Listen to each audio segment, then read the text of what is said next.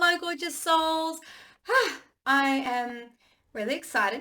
I'm in a good mood because I just recorded the EFT that goes with this podcast. I've decided that I want to really focus on my podcast this year and release a podcast a week. And then I had the idea that I want to do an EFT for each topic of the podcast. I thought that would be really fun.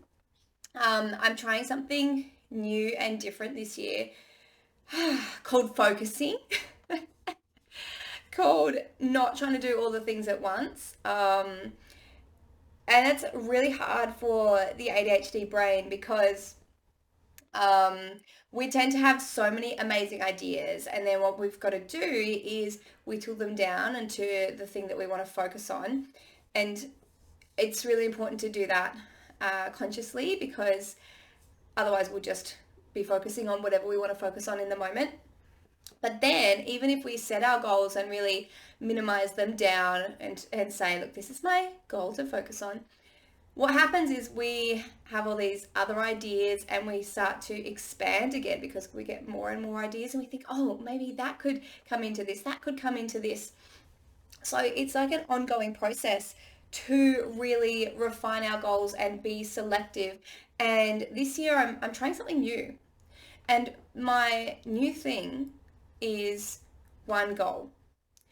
A lot of teachers have three goals because if you only have three goals, then you'll be able to focus your time and energy on them. And I've decided, nope, this year I'm going to have one goal because my goals traditionally have been a health goal, a family, parenting, relationships type goal, and a business goal. But then what happens is I tend to switch between hyper focusing on all those different things. So even three goals for the ADHD brain, I think, is too many. And those other things, I had to write them down in my journal that I really wanted to have good relationships with my kids. And the way that I'm doing that this year is I read some books about communication. So I'm changing how I'm communicating a little bit. And I homeschool them. So I've got, ideas of things that I want to do there, but I'm going to put it on the back burner a little bit. And that saying about like put it on the back burner, I've heard it talked about that there are 4 burners in life. You've got your career, family, health, and relationships. Maybe it's those 4. And whoever came up with this saying said that you can only have 2 on high at once. You can't have all 4 on high. So through life, when we talk about balance, what we're actually doing is focusing on different areas and turning the burners up and down, up and down, up and down.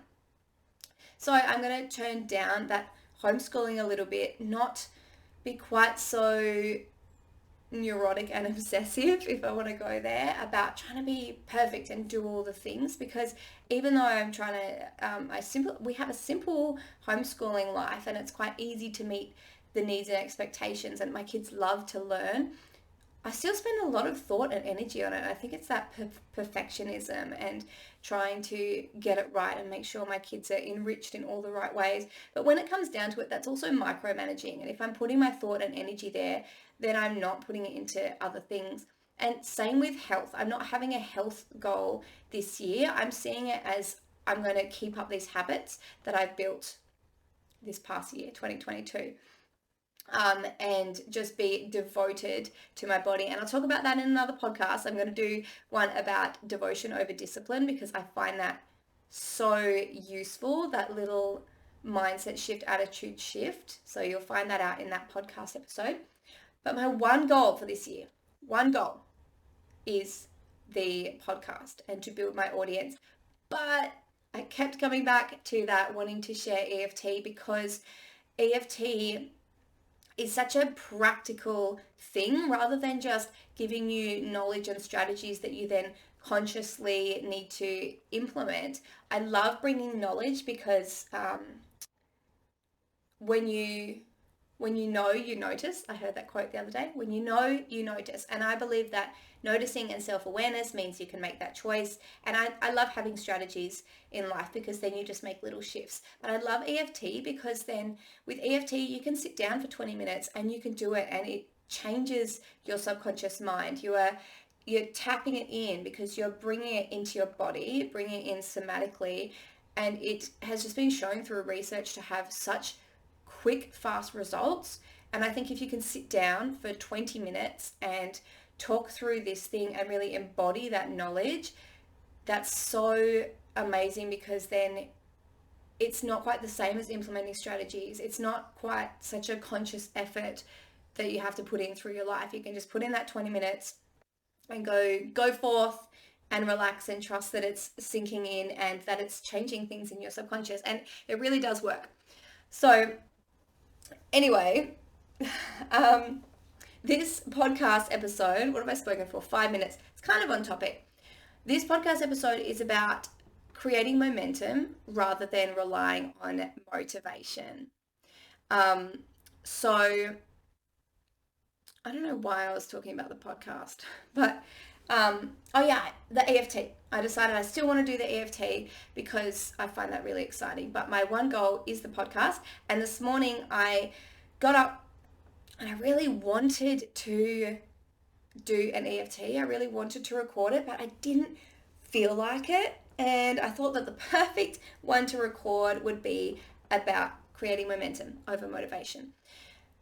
So sometimes when we want to do a thing, we don't feel like we're in the mood, but what we're actually doing is thinking about it conceptually and deciding that we're not in the mood for it based on that thought, rather than actually sitting down in it and seeing how we feel when we get started, if that makes sense. Because there's a difference. If you're just thinking about it in your head, I don't know if you do this, but if you're neurodiverse, you possibly do. If you think about a food and it just doesn't seem appealing, but if that same food is in front of you, it does seem appealing. Or if the weather, if you look outside the window and it looks like it's too hot or it looks like it's too cold and you just don't want to go outside, but then you step outside and it's not as bad as you thought it was, because when you're feeling it, you're actually in it and you can see how your whole body is responding, rather than just seeing how your thoughts are responding to your other thoughts and your beliefs and your concepts about the thing. If you go outside and you're wearing the right clothes and you are doing the right sort of activities, maybe you're going to go to the beach, it's not so bad. Wow, it's actually quite a nice day. I used to think that above 30 degrees Celsius was too hot. And then one day I spent it at the beach and I realized that lying around in my house hiding from the heat on those hot days, that was actually the problem. But being at the beach on those days is so nice and it's not too hot. And that obviously depends on who you are. But my point is, it's not helpful for us to conceptually be saying, oh, I don't think I feel like doing the thing, especially because when we're waiting to have this magical feeling for all our thoughts to be positive about it, for us to feel enthusiastic about it, for us to feel motivated about it, that rarely ever happens. And I love the feeling of hyperfocus. I love the feeling of inspiration coming out of nowhere. I love the feeling of being pulled and dragged towards doing something because it's just calling to me, it's lighting me up. But I don't always feel that way. And I realize that I can't wait around until I get a magical burst of hyperfocus. So then what do I do instead? Because I don't feel like doing the thing and I don't want to do it when it feels like it's hard work. But guess what? The magical trick is finding momentum. Now, I'm pretty sure it was Liz Gilbert in the book Big Magic who says that if you can't wait for the muse to show up, you can't wait for inspiration to strike, because if it is this spiritual thing, or even if it is our brain and our chemicals and whatever, if you're walking around and you're doing your dishes or you're going off out to see friends or whatever it is, you're busy in your life, the muse isn't going to come in and say, oh, let's sit down and do that thing. Let's sit down and film the video, record the podcast, write the book, because you're busy. And imagine if it did. Imagine how frustrating it would be if you went about your daily life and then suddenly you had this inspiration and you needed to do this thing, but you weren't near a podcasting studio or a quiet cupboard, or you weren't near a video camera. That would be so frustrating. So why is it that we're expecting to have this inspiration? Maybe it would be super convenient to wake up with it, and I love to feel that way, but any other time would not be very convenient. So thinking that way is not helpful anyway. But conversely, if you sit down to write every day, if you show up on your yoga mat every day, if you sit down to record a video, then maybe inspiration will strike. And if it strikes, then that would be great. Maybe if you start getting into it, then you'll start getting in the mood for it, or maybe the inspiration will come. Maybe you have to write a few crappy sentences before you go, okay, hang on, now I see where I'm going. Now I've got a better idea. Whatever it may be, the inspiration is more likely to come and more convenient to come when you sit down and show up. But the other thing is the momentum. When you start, you might find that you are more ready than you think. There's been a few times where I've been tired and I've realized, okay, I could sit down and do a video and a podcast. So I haven't necessarily been inspired, but I thought, okay, I don't feel heaps of resistance towards it to this point. So maybe I'll just go and sit down and see what happens. Now, I believe that if you're sitting down and it's getting stressful, you're stressing yourself out, it's feeling really uncomfortable, nothing's working, if you're recording a video or a podcast, maybe you're stumbling over your words, maybe your voice is gone hoarse and your voice is missing a little bit and it's uncomfortable, because I've done a few raspy early morning recordings before. What if you have like a fever or a cold and you're like snotty? It's fine to not show up.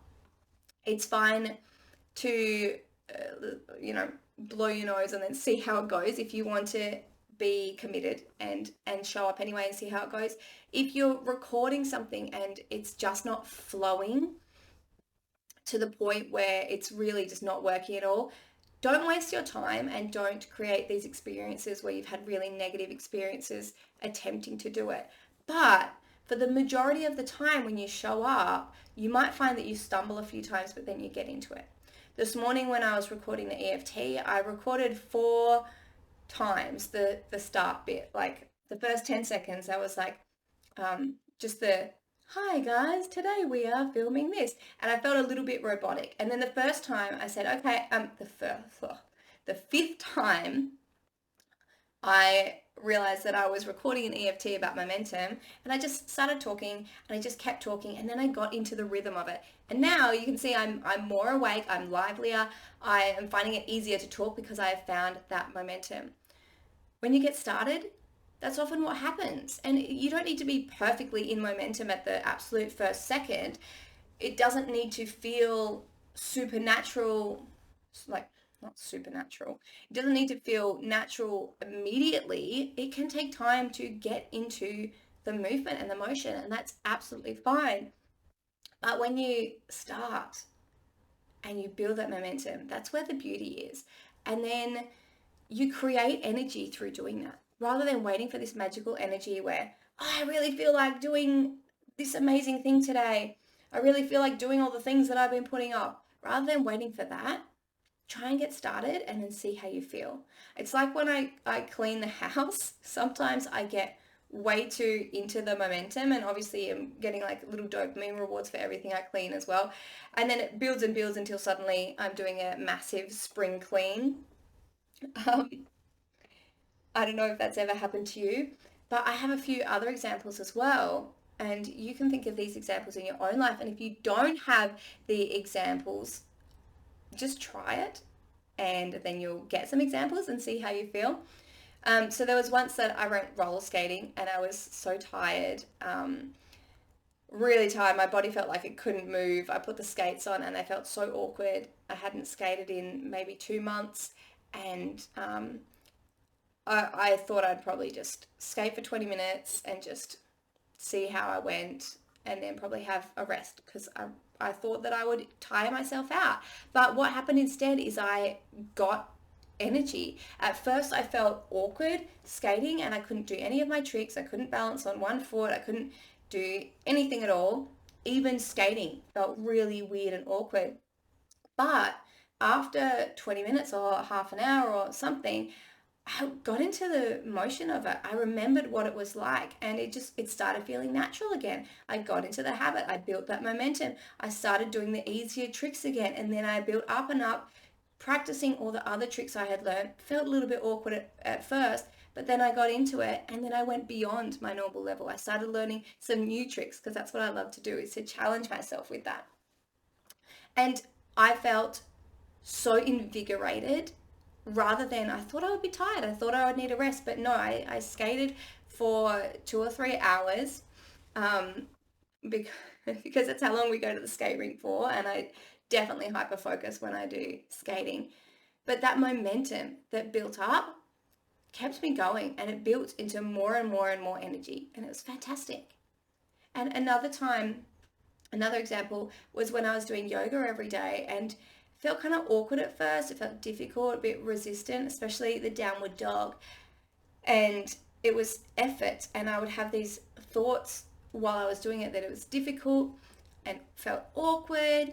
But then it was like one day I did the downward dog, and all of that was gone. All the resistance was gone. It felt natural. My body didn't feel stiff and awkward anymore. It just like, it was more like water, it just flowed into that pose. It felt so natural. And I realized that by doing that little bit every day, eventually you get into that natural motion of it. And this really, truly does work.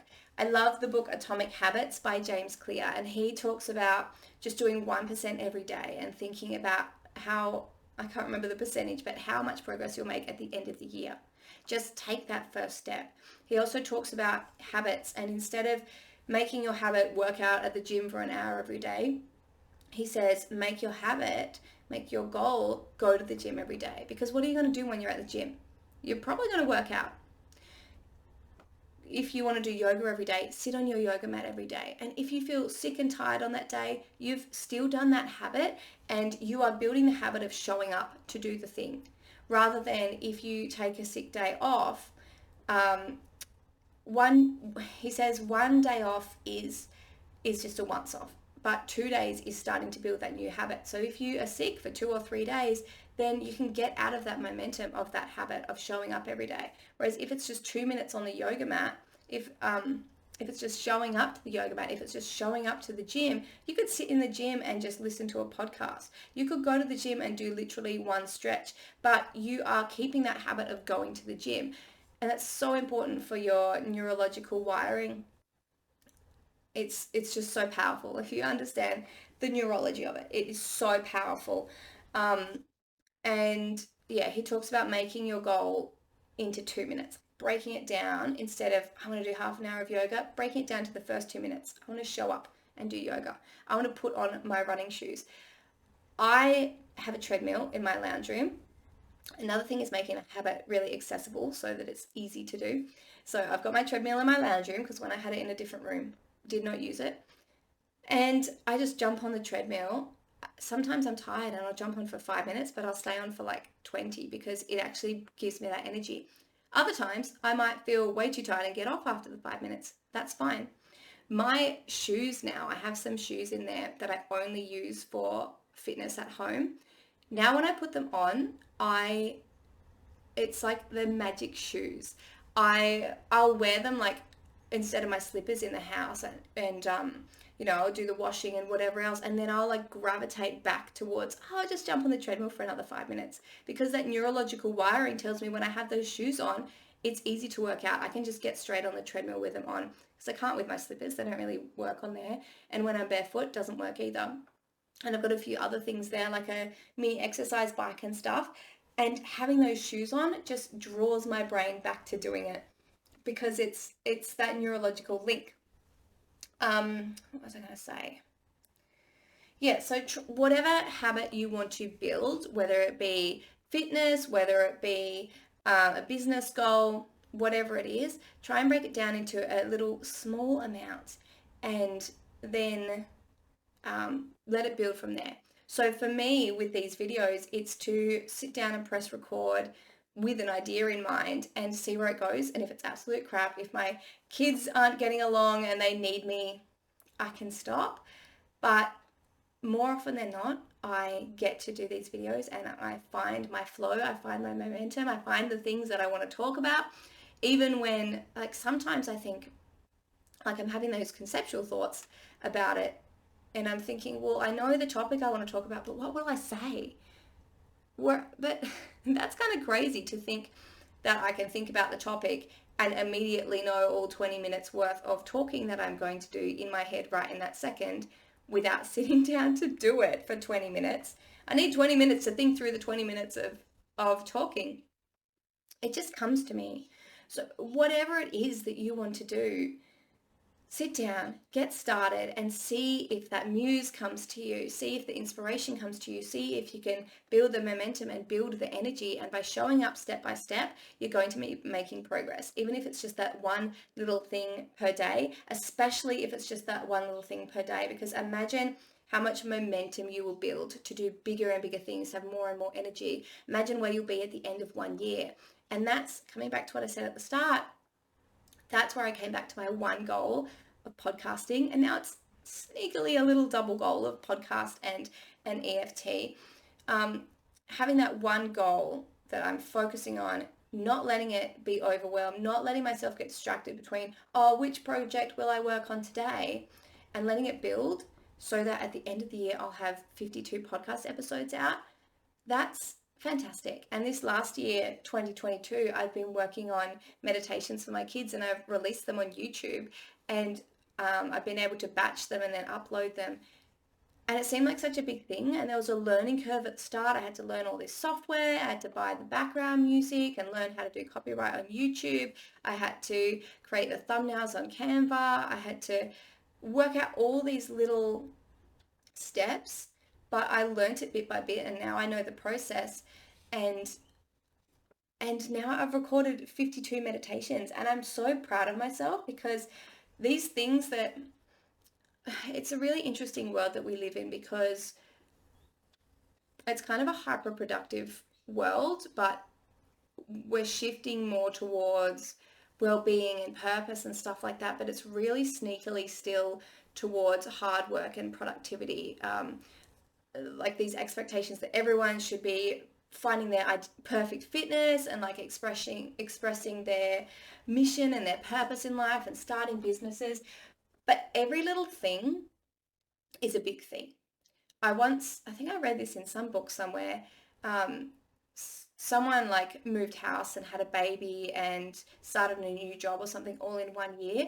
And they said, all those things are really big things. Moving house is a really big thing. Having a baby is a really big thing. But we think that we can do like all these things at once. And if you want to start a podcast, starting a podcast is a really big thing. And I used to think, oh, this year I want to start a podcast. I want to be on all the social medias. I want to start writing my book. Maybe I'll blog, and then I can turn the blog into a book. And I want to work on my fitness, and I want to homeschool my kids, and I want to do all this. All of those things are things. If you want to get fit, that's still a big thing. If you want to start a podcast, it's still a big thing. It's got a lot of aspects to it, and we can't be comparing ourselves to these business people on the internet that have big teams supporting them, teams to help get them on all the social medias. One of my things this year is I'm not going to be on social media with my business, because what keeps happening is I keep starting up pages for my business on different things, and then I can't keep it up. There are processes you can have, especially if you have a team, that can get you on all the social medias, but I don't think it's necessary. And I think we really need to choose our avenues and choose our goals and realize and recognize that everything we're doing takes effort, and everything is worthwhile and also deserves recognition. If you start a podcast and do a podcast every week, that deserves recognition. There are some people out there who all they do is their YouTube channel. Rather than looking at these people who do absolutely everything, we need to think about what it is that we really want, who it is that we want to reach and help, how we want to express our purpose and our mission, and recognize that you can't do it all at once.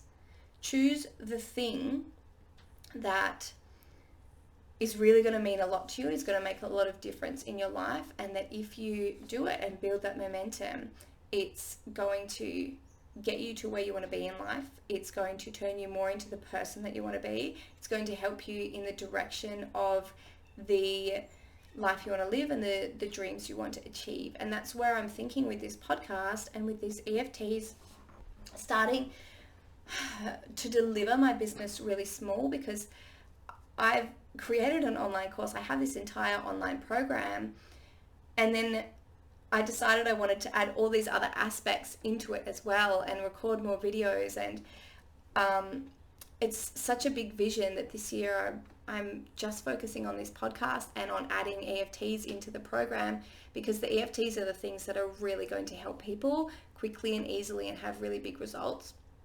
And the podcast is how I want to reach people, because it's just such a big vision that I have. I can't do it all at once, and I need to build up my audience, and I'll do that by helping you guys and sharing my experiences, my insights, wisdom, knowledge, and strategies. But my big dream is not necessarily a 1-year dream. And that's where that quote comes, that we overestimate what we can do in a year, but we underestimate what we can do in 10 years. So this year I am reshuffling how I look at things and looking at things 1 year at a time, and looking at this year as the year that I grow my audience, that I deliver this podcast, that I add EFTs to the online library of my program, and then build up to this giant business idea that I have in my head, because that's probably a 5 to 10 year vision rather than a 1-year vision. So find that timeline of your dreams and recognize that taking steps and building that momentum is really valuable. It's important if you can't find that motivation to get started and build that momentum, because obviously when you stagnate or when you feel overwhelmed, you're going to get nowhere. And I've realized that over the last 5 years, having these giant, probably 10-year business vision or a 5-year business vision, because I've been focusing on too many things, I've actually made less progress than I would have if I just did one thing at a time, if I just started small. So whatever is holding you back, whether it's not having that inspiration and energy to get started, or whether it's the opposite end of the spectrum and kind of having too much, this big idea, find that middle ground of the thing you want to get started with, the thing you want to focus on, and sit down and get started, and commit to sitting down and starting and seeing how you feel. It's kind of like swimming, I suppose. Like the water seems warm to your toes, but once you jump in, it actually seems kind of nice. I think that's a good analogy. It feels awkward and uncomfortable to start, but then you'll find your momentum and build that energy, and it feels so excellent. So if you would like to check out an EFT that is on this topic, EFT is such a fantastic tool. It has amazing results shown by studies. Like they did a tapping session with war veterans, an hour-long session, and they found that months later, I should have this written down. I like to work on the fly with podcasts, which means I don't have notes and I don't always remember exact statistics, but you could Google it. Months later, their symptoms were gone. It relieved their PTSD. And there are so many studies like this. You could Google EFT studies, and maybe I should do a podcast episode where I actually write these down and talk them all through with you. That would be super helpful. Then I can just, whenever I want to quote it, direct you to that episode. It is fantastic because I can tell you all these concepts, but without putting them into your body and into your subconscious, it remains in the conscious, and then you need to consciously implement them into your life. Whereas with EFT, you are tapping it into your body. It's called like psychological acupressure. I've heard someone call it, and other things like that, because it's not just the mind, it's in the body as well, and you're physically embodying these concepts and ideas. You sit down and you do your EFT for 20 minutes, and we talk through this concept, and it rewires your subconscious belief, so that rather than going throughout your day and going, I have to do that thing, I have to implement what Marli said in that podcast, it works in the background.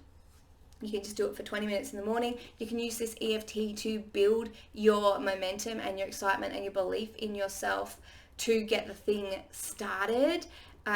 Sit down for 20 minutes and then you might feel more motivated if you want to do something like that. I also didn't add, I'm trying to close the podcast and I'm still talking, that other coaches talk about getting in alignment and doing things to get yourself hyped up and motivated and in the mood to do your thing, to do your coaching or your video or your writing or whatever. And it is important to get aligned, but with the ADHD brain, it can be hard. Like, I thought this morning, should I jump on the treadmill and exercise for an hour and listen to pump me up music and stuff and see if that gets me in the mood? I decided not to, because that is taking energy from my brain, whereas that can give energy to my body, and it brings energy and inspiration to other people. When you have the ADHD brain or a neurodiverse brain, you'll know that everything you do kind of can take energy and focus from you, and I don't always know how I'm going to respond to something like that. I could feel tired afterwards. Again, I should have just showed up anyway and seen if there was momentum, but I figured that if I just sit down and do it, then maybe I'd find my momentum. So for you, you could find something like that. EFT is a great short thing to do, or sometimes I just breathe and center myself, but doing a lengthy alignment routine might or might not be for you, because it might take away energy and take away focus and brain space to do it. So that's where I find this strategy, sitting down and getting started, or maybe doing an EFT tapping session to get in the mood, is a really quick and effective way. Maybe you just find something that works for you, like doing 5-star jumps or something, whatever it is. But that's my main point of this entire video, has been just get started and see how you feel, see if you can build that momentum. It's a fantastic strategy. It works. I'm so on a roll now that I just can't even stop. Yeah, that EFT is in the online program, which you'll be able to find in the show notes. That's a good place to put it, because I haven't set it up yet as of, well, it's half set up as of recording of this episode. All right. I'm so excited for you to go out and start building this momentum towards whatever your goals are, whether it's exercise goals or business goals, or just shifting some things in your life, or doing a passion project or something creative. I would love to hear about it. I'm not sure where you can reach out to me at this point. I will find a place, but I would love to hear and find out how this works for you and what amazing changes you're making in your life by implementing this and just getting started and building that momentum and finding that amazing energy. All right. I will see you in the next podcast, or I might see you inside Energy Empresses for that EFT. See you next time, darling.